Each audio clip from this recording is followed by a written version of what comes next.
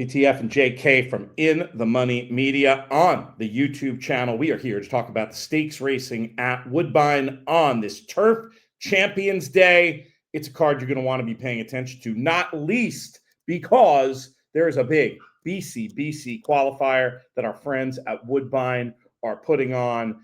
The Woodbine Mile BCBC Handicappers Tournament is the official name. It's $1,000 to play, and the prizes include 2 seats to the BCBC, seats to that big contest in Vegas, and a seat to next year's King's Plate tournament as well. U.S. players can enter and pay through expressbet.com. For much more information, and I'll tell you about this at the end of the show again, but for much more information, just go to inthemoneypodcast.com/BCBC, and you can get all the registration details. You can register day of, but only up till noon. So don't delay. Register today. inthemoneypodcast.com/BCBC. JK, we're diving into the stakes here. We're going to start with the summer first grade one of the year for these 2-year-old fillies, and very curious to get your opinion. But I'll go first on this one because I'm siding with one of the international runners before, the Secret Adversary. I thought was going to be able to get the right kind of ground-saving trip in this spot. This horse impressed me so much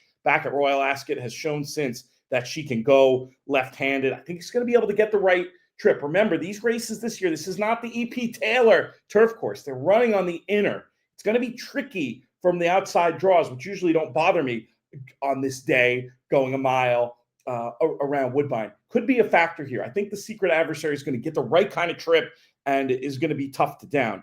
Obviously, loads of other ways you can go in here.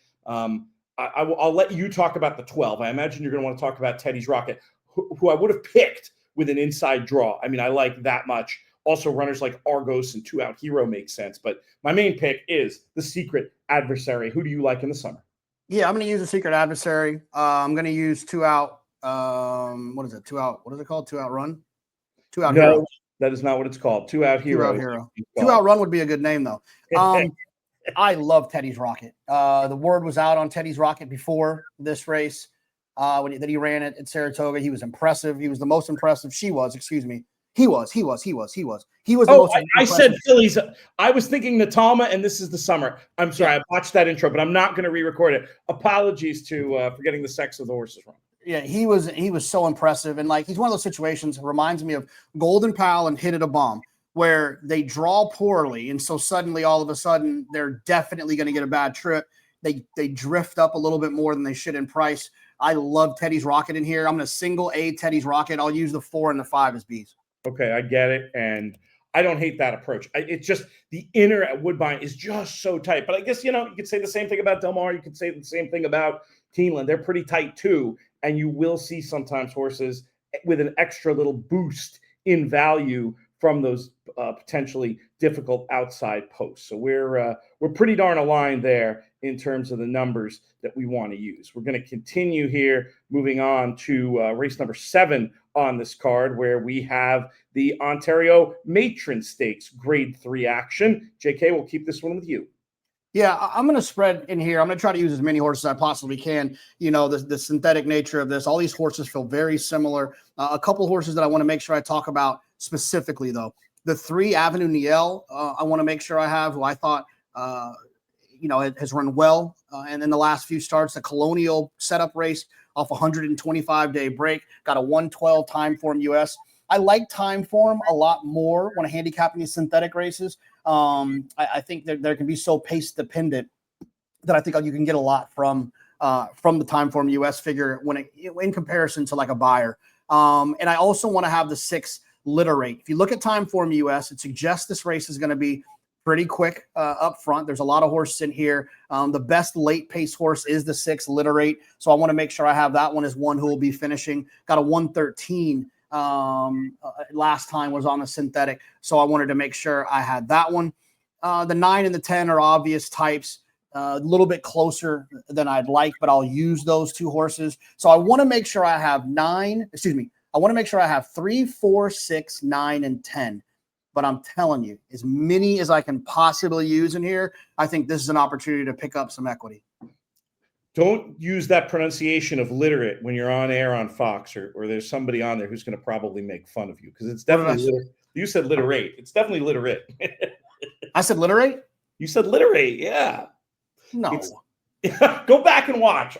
We'll wait, folks. Go back and watch and let us know in the comments who's right. Did he say literate? Well, I didn't. Yeah, well, I don't make that mistake, so I didn't mean to say that if it came out, but we'll see. Hey, I got the sex of the horses wrong in the first grade one of the year, so you're definitely still winning on this show. I'm with you with this literate, the 6-runner. Not up for facing the heavy hitters and the Taylor, but just looks very strong at this level on synth. And as you pointed out, I think is going to get a great setup for the late run. Caitlin, her greatness, I don't think she has to be dead center of the lead. I think she could sit right in behind the speed like she did in her best race ever in the 24 Kings Plate. I think she's got to be on tickets. And then the 4-runner, Wild Pansy, total wild card. I mean, this is very hard form to evaluate. It was interesting, though. I did do some digging, and the Rapoli-Attard combo has had 2 other runners with pretty similar form make North American debuts, but I can argue it either way. On one hand, they both ran winning races. Problem is that it was at lower levels than this. One of them ran a 72. The other ran a 71.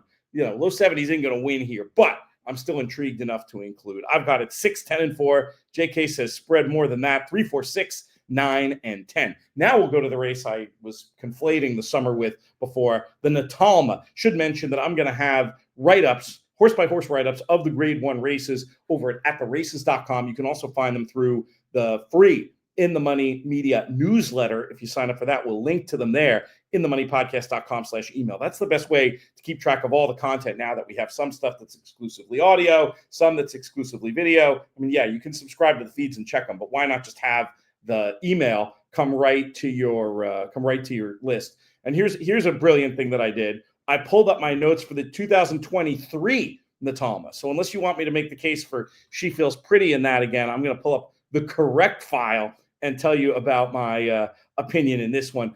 With another shipper, this one from Team Godolphin, the 5-runner, Dance to the Music, looking to go 3 from 3. I just think it's not a creative case. She's got the best form in the race, and she's got a great pedigree. She's got tactical speed. I'm with Dance to the Music, not just a hunch play for Sly and the Family Stone fans.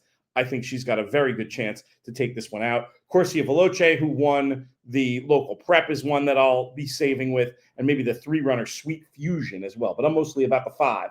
Dance to the Music. Yeah, I mean, look, when Charlie brings one over like this in a situation like this, undefeated, it doesn't seem like Charlie's perfected the I don't send second stringers. I send the good ones. I take all your grade 1s and I leave. That's what it feels like with this horse. I mean, just probably looks to feel like one that's just better than ours. But Hot Mash is one that I got to have off that fast figure sprinting. You just don't know what kind of horse she might actually be, ridden a little bit differently, going a different distance. She's got a little bit too much talent for me to ignore. I'll definitely use her as like a B type. And then Deep Learning, another one that I'll use as a B type as well. This horse, Chad doesn't usually do this, right? Doesn't usually send here. But the fact that he is, I think says something. And so we'll consider that one as well. So I'll single A, the Charlie Appleby Dance to the Music, but I'll use Hot Mash and Deep Learning as B types. The 5 with the 6 and the 10 for JK. We move on to race number 9. I was going to say the race that gives the day its name, but it's really the race that gives the contest its name, because it is the Woodbine Mile handicapping challenge, but it's Turf Champions Day. I love that I love that branding that they've come up with for our friends over at Woodbine. Can't wait to get up there on Saturday. Just a reminder, if you do want to check out the details of this BCBC qualifier, go to inthemoneypodcast.com/BCBC to get all the details. You can play on ExpressBet here in America. I'm not 100% sure, but I think you can play on HPI Bet or certainly live at Woodbine. Get all the details through that URL, inthemoneypodcast.com/BCBC. Let's talk about this Woodbine Mile. Again, a little bit different the way I handicapped it in terms of it being on the inner rather than the EP Taylor, but I don't think it changes the horse I'm going to pick, because it's another one of these who's the best horse in the race kind of cases. Sure looks like number 2, Notable Speech. Drawn well as well, and a little bit of extra info courtesy of the At the Races website, and specifically Simon Rowlands, who does a fabulous job analyzing races over there, including write-ups after the fact of all the group races around England. This horse, with the very tricky trip that he had in the Marois, the final furlong was run in 10.72 seconds. I'm told that's good, JK, and I think it's going to be very hard for anybody to dethrone Notable Speech in this spot. If you wanted some others to mess around with, My Boy Prince, I think you could make a pace case for. One Stripe is the crazy wild card here, coming from South Africa. But I'm mainly 2 with maybe a little 6-3. How do you see it? Yeah, I mean, this is easy. Notable Speech I loved last year in the Breeders' Cup Mile. He'll probably win this race impressively, and I'll love him in the next Breeders' Cup Mile. He's just the type of horse that's just better than these. So circumstances of the race don't necessarily concern me. I feel like he'll be able to overcome anything. He's drawn well enough to be able to handle kind of any situation. I think Notable Speech is going to be very, very hard to beat.